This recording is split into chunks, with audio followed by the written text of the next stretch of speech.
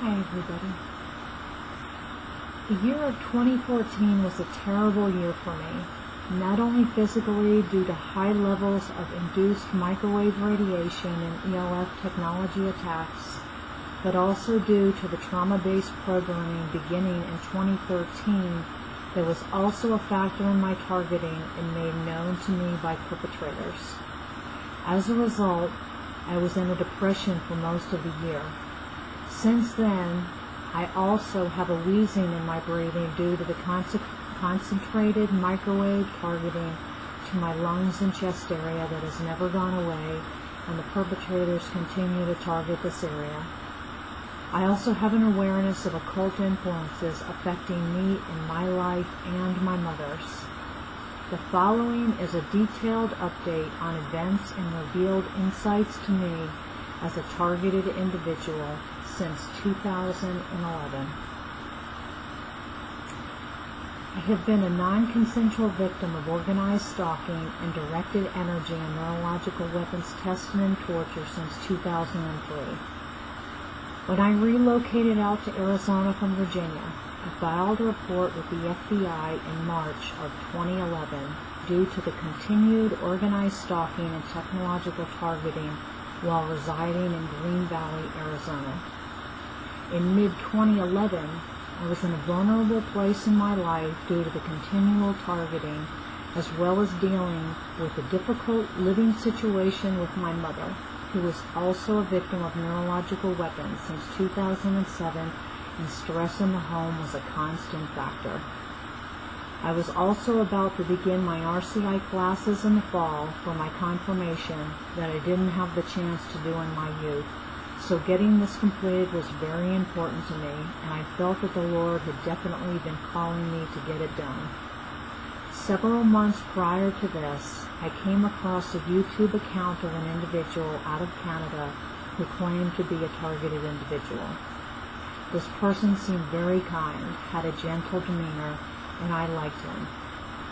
I felt a renewed sense of hope after coming across his YouTube account, and it was calming to think about him. I befriended him, and later he found my account on Facebook and he befriended me. I never spoke on the phone to this individual or ever will to meet him in person.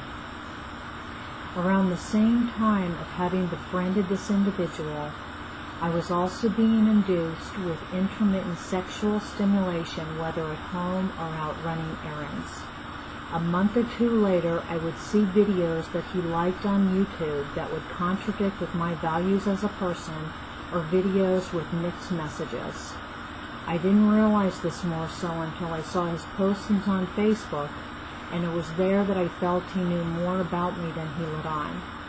I was getting agitated sometimes at his posts because I was beginning to feel I was being singled out to see these. Towards the end of the year, the neurological weapons that were being used on me brought on a magnetically enticing sexual stimulation in my body and mind that had a powerful seductive element in it. There was no way to avoid the evasiveness of this technology, so I had to make a mental effort of refocusing my thoughts on things and activities that would keep the perpetrators away as best as possible. This was no easy task, as the mind has thousands of thoughts a day.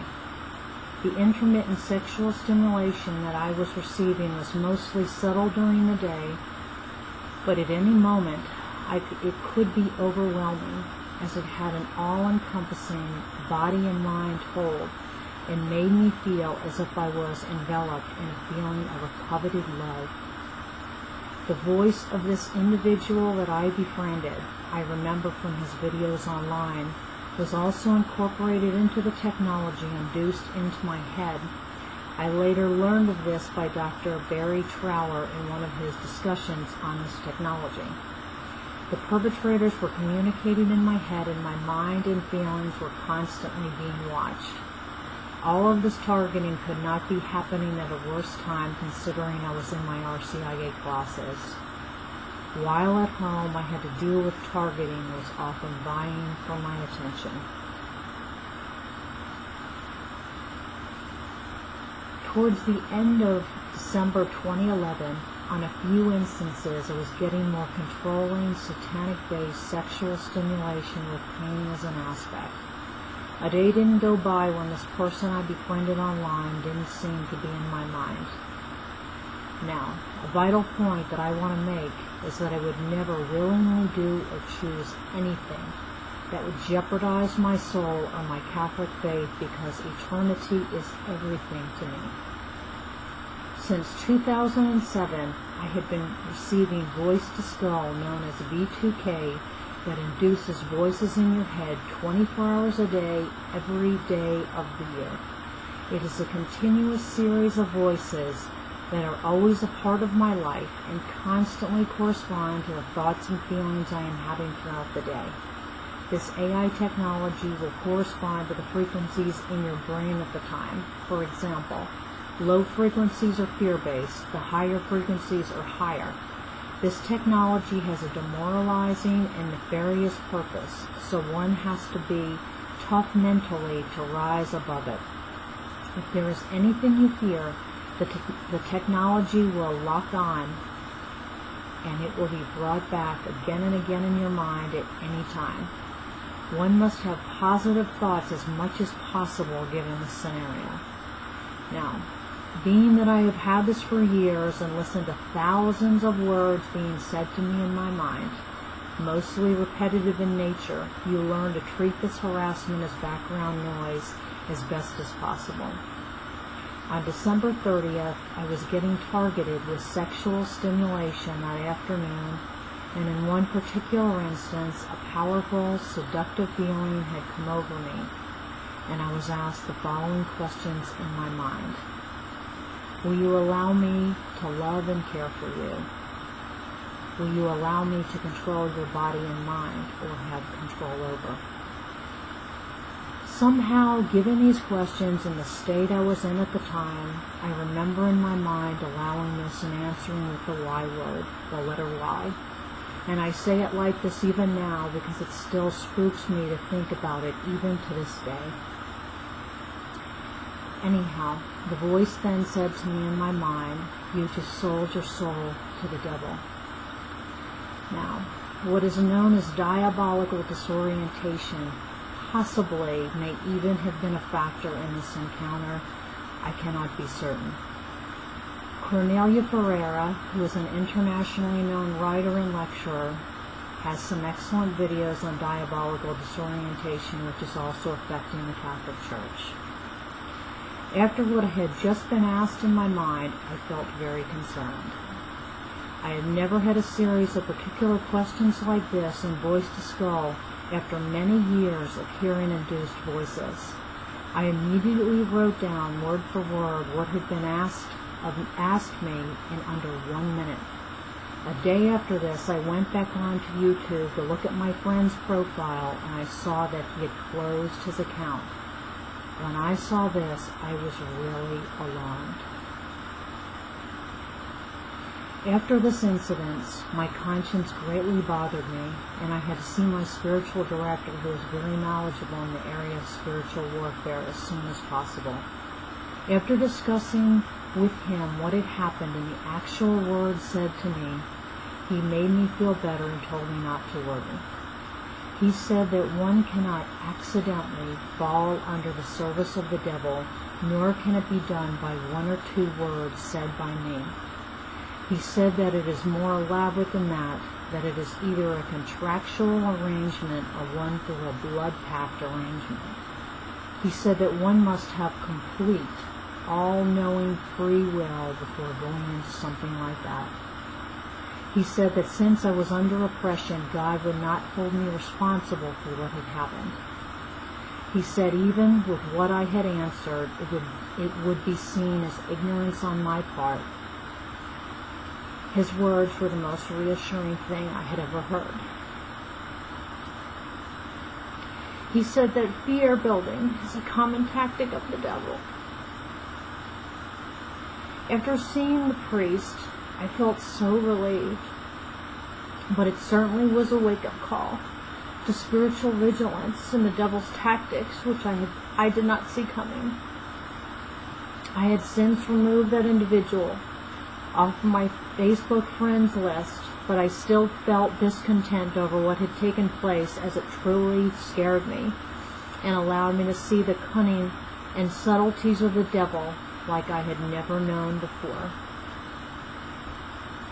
When I realized that this individual may have ties into a Masonic society, I wanted nothing to do with him, since it is known that Freemasons have involvement in the crime of organized stalking and electronic harassment.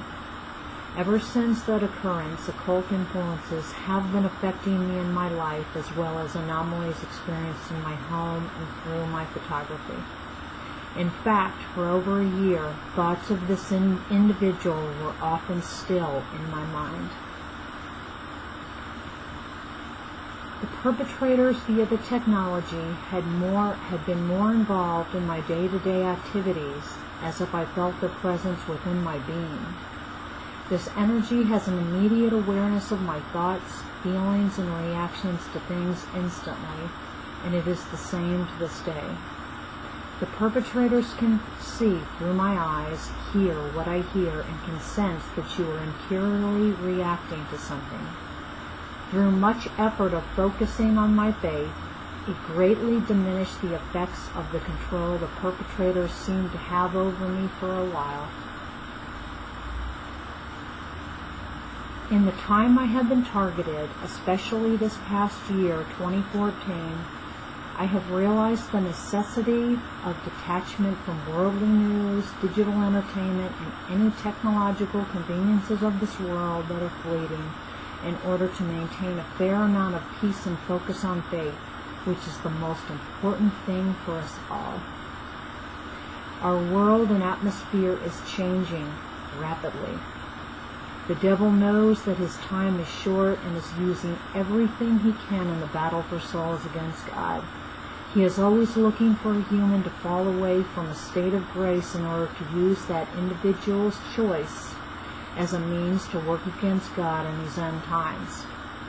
I realize the vital importance of keeping yourself in the most high spirit of contemplation and prayer, as the Lord asks of us in the book entitled On the Eucharist, a Divine Appeal.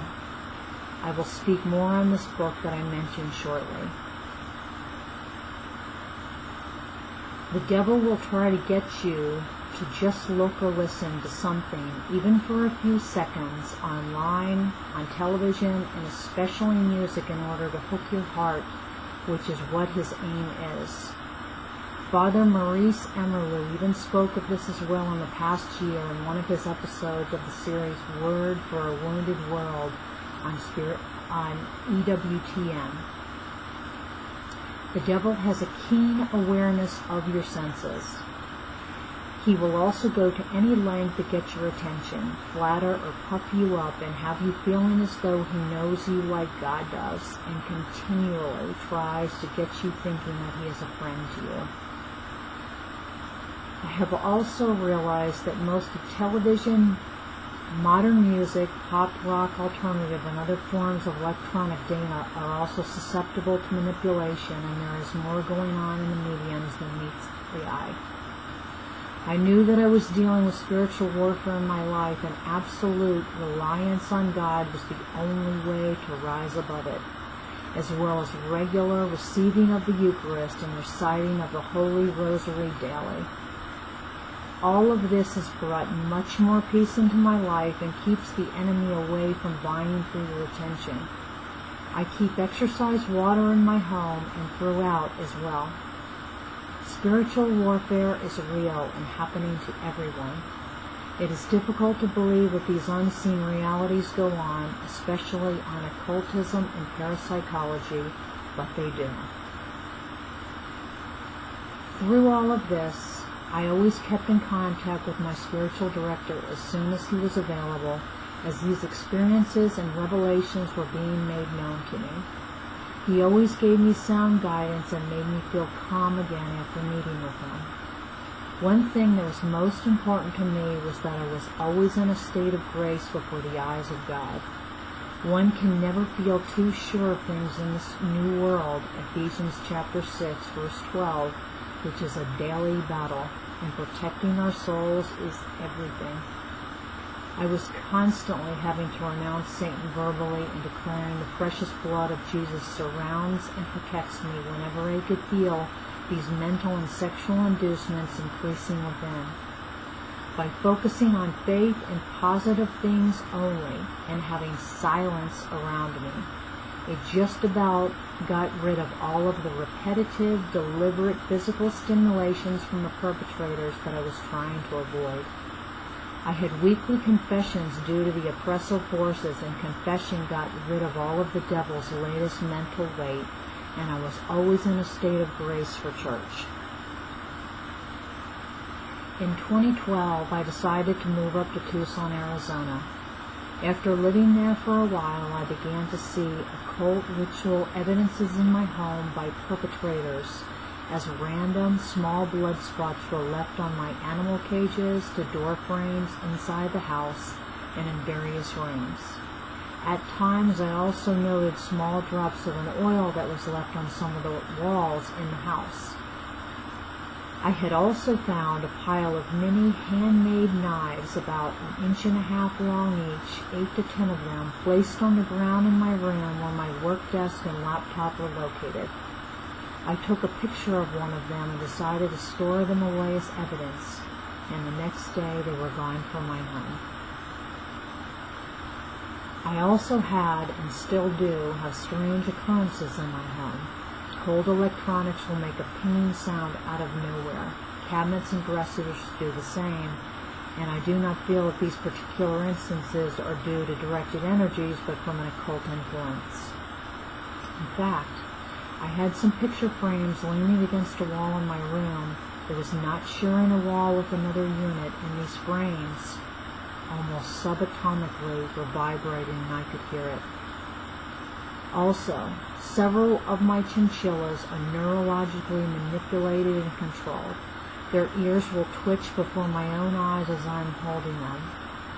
I am also aware that there are injectable tracking chips that could also be a consideration here, but again, the effects to me seem to be more of an occult nature. One of my chinchillas is even diabolically infested and is very aggressive and often lunges to bite. On the afternoon of October 14th, 2013, I had spoken with my brother who lives on the East Coast, and we got caught up on life, and I had also updated him as to what had been happening to me as a TI up until that point. Later in the afternoon, I decided to go to the store and pick up some things for dinner, and while I was there, I bought 2 cans of Mike's Lemonade alcohol drinks. After I got home, I worked in my apartment for a while, had dinner, and then later sat down to my laptop around 9 p.m. and listened to some pop music.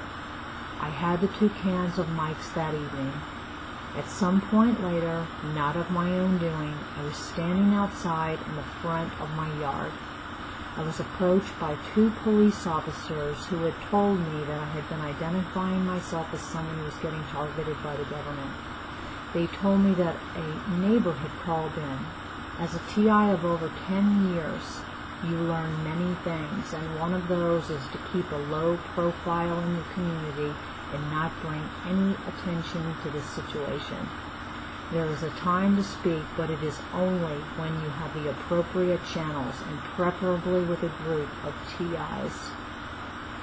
Furthermore, in my own situation, in every place I have moved to start over, a surveillance team housed in surrounding units, made known to me by the perpetrators, are soon in place and aware of everything in your life and watching you 24/7.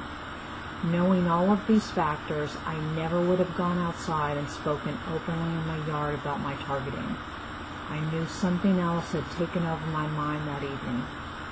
In addition, unbeknownst to me, there also happened to be 2 witnesses that I saw standing by their car at a distance who were from a Crisis Response Center, CRC, located in Tucson.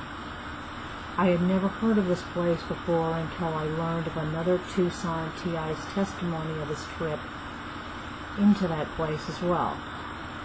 After this incident outside, it was determined that I would be taking a trip into the CRC, where I was held for almost 2 days. I did a testimony video on YouTube on the miraculous metal and how praying to the Blessed Mother during this trial that I speak of, ultimately got me through it. She gave me an innate peace in a place where you would definitely need it. After I left the CRC, she also made me realize, due to the increasing lawlessness and evil that is making itself known more and more, that as Christians we must all remain vigilant so that none of us can be caught off guard. We must walk blameless. Now, I realize as a TI that my situation and having to live under surveillance is extreme, but most can understand that we are all realizing in our country and world that nothing is as it was before. Americans are becoming more and more aware of the real state of things, and this is a testament to things unseen. Towards the end of 2013, my mother was having worsening mobility issues, and so I decided once again to move back out to Green Valley to reduce the drive time given the visits I was making. I got relocated back out there in January 2014, and this past year was the worst in all of the years of my targeting, as high levels of microwave radiation were fully brought out on me. I had had ELF, extremely low frequency induced targeting to my body for many years, and now in addition I had heightened concentrated levels of microwave radiation induced targeting via my central nervous system, resulting in extreme internal heating and burning to specific areas at a time. My intestines, pelvis area, lungs, ribs, throat, and legs. Once the targeting began, it went on non-stop for days at a time. Sometimes the radiation would surge through my central nervous system and the core of my body would get so hot from the heat. It was like a fire running through the body, and after several days the entire body absorbed the excessive heat. It was horrendous getting through these marathon sessions of radiation. I had several instances where the targeting was so bad that I thought I was going to die. One particular radiation session lasted for almost 40 hours straight, which nearly killed me. Every day was just about getting by and surviving the day. I had to speak out on Facebook so many times to voice the technological abuses I was enduring because I had no other outlet. My body was overheating and respiratory system, lungs were getting greatly affected due to the extended microwave exposure times.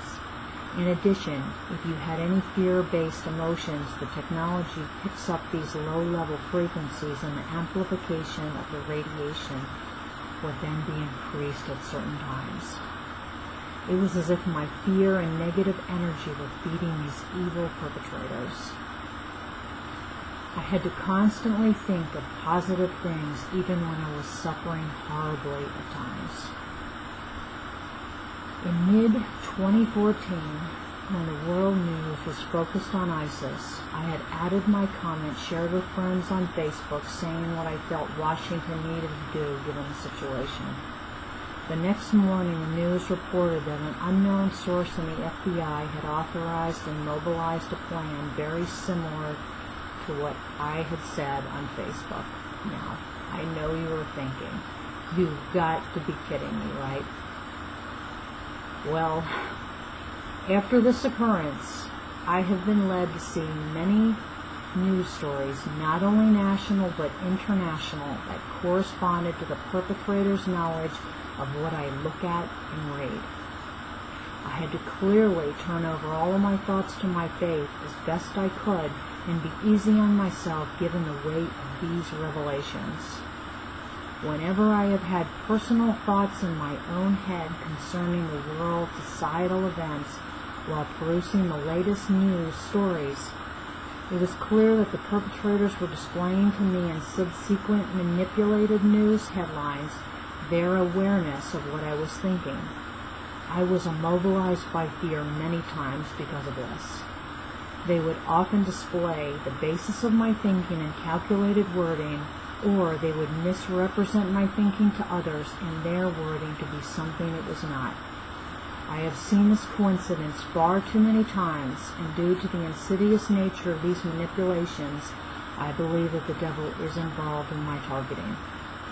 Because of these revelations, like I said earlier, it had been made very clear to me the vital need for us all to detach from news, events, chaos of this world as much as possible, that only enmeshes us in things that are passing away, instead of focusing on drawing closer to God in these perilous times. The devil wants to keep us focused on fear-based events and news, thus always being in a state of worry and fear, instead of using our time wisely for sanctifying our souls and helping others to do the same while we can.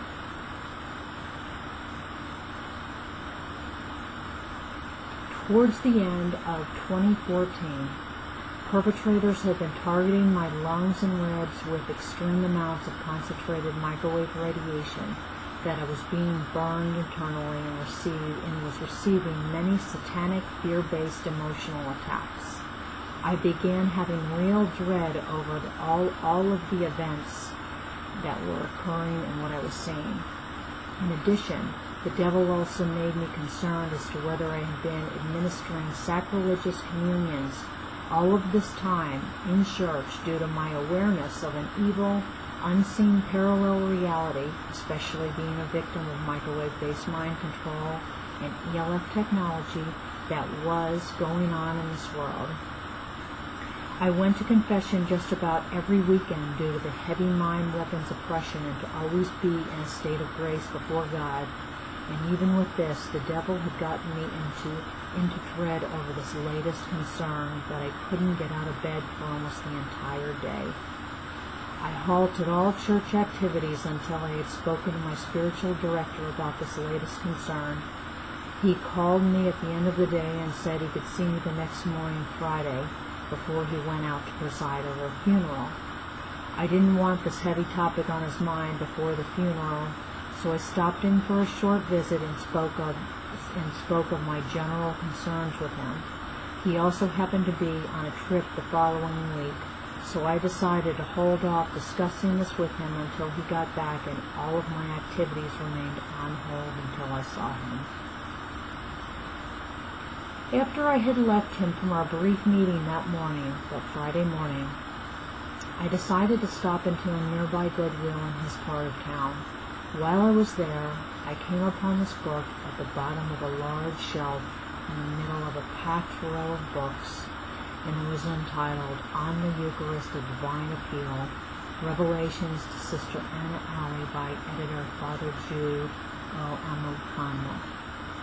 The book documents visitations made by Jesus to Sister Anna Alley on numerous occasions, and received messages dictated to her from our Father to share with the world.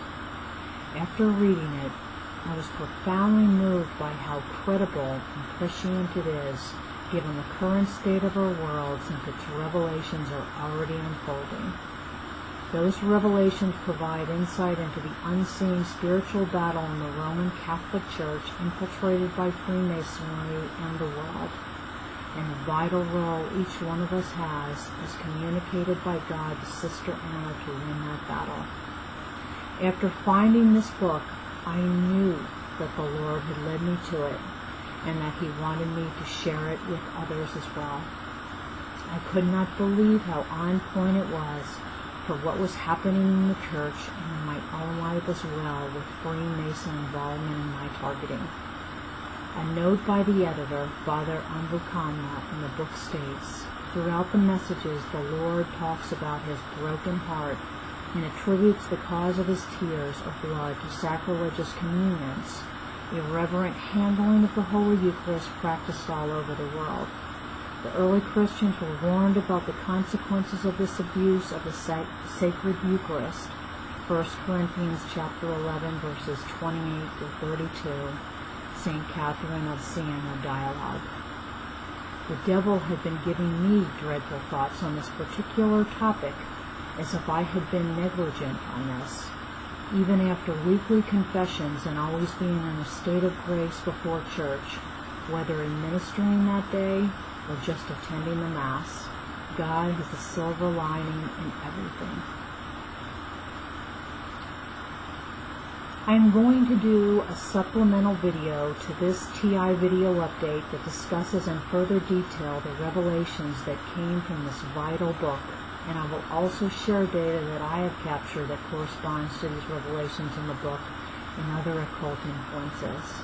I'll have this video uploaded within a week. I am also going to narrate the book and its 196 divine appeals due to the urgency of our times.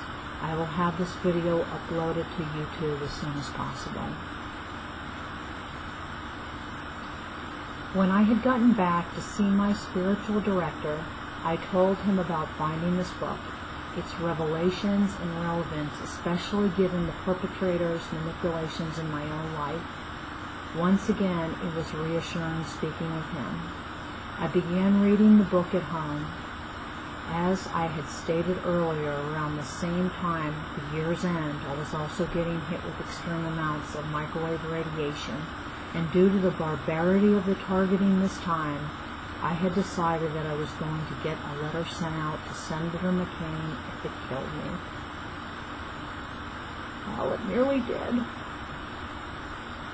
After working on the letter and getting together all of my evidences from the weapons targeting, the perpetrators were now significantly increasing the radiation to my lungs, and it almost went into 4 days, and I didn't think I would make the week.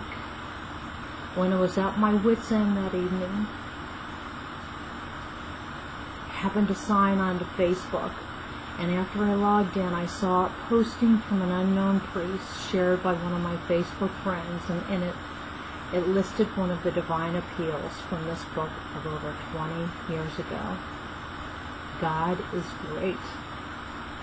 I knew then that the Lord wanted me to focus wholeheartedly on His book and to completely forget the targeting that was occurring. Everything. To just leave it all in His hands no matter what happened. And I did. I finished reading the book and got the information about this book posted on Facebook and continue to share this book with others.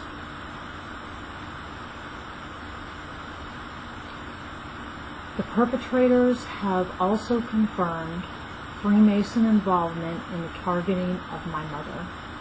She has been a victim of neurological weapons since 2007. When she had a stay up in University Medical Center Hospital in Tucson over a year and a half ago, I got a late-night call from my father, who had been talking to her and said that she was saying things that was not like her and to give her a call. After I got off the phone with my dad, I immediately called her, and in our conversation, she told me that she saw a Freemason symbol on her phone. She also said that she felt in danger in her hospital room and didn't trust anyone around her. Later, she told me that she had sensed a dark intelligence in her room that was very disturbing, and it made her want to leave the hospital as soon as possible. She has had ongoing physical effects for years due to neurological weapons. Unusual swelling and redness and heating in the legs and feet, extreme fatigue, dizziness, blurred vision, and coughing, leading to throwing up at intermittent times. And now, some closing thoughts on my video. All we have known and seen with our eyes in society seems to be breaking down around us. The reliability of human support systems and even our own unique human DNA blueprints are now being extensively researched and can be manipulated and altered. Quantum physics, neuroscience, and parapsychology research is vast. God's plan for the human being, His creation, was unique and held a flourishing plan for us all. Everything that is happening in this world now is a sign that on the human level, our options are running out for humanity due to the erosion of morality, indifference to God's laws, and living in the obstinacy of sin with our increasingly secular world. Jesus Christ desires us to seek Him out more than ever before. If there was ever a dire time, we are in it. We must stay focused on Christ and continue to speak out for what is right. For we are not only in a battle for the mind, but for the soul. We are in the trenches of spiritual warfare. Ephesians chapter 6, verses 10 through 20. Jesus and the Blessed Mother have both been there for me when I didn't think I could go a day more. With the power of the Holy Spirit to aid us, we will always be guided on the right path, no matter what chaos is going on around us or within. I've also realized in difficult situations and trials that face us all in life, that once God brings you through it, He reveals the silver lining of a good drawn from all seemingly impossible situations. He always wants the best for us. Romans chapter 8, verse 28. We know that all things work for good for those who love God, who are called according to His purpose. Thanks for your time and listening to my testimony. Bye for now.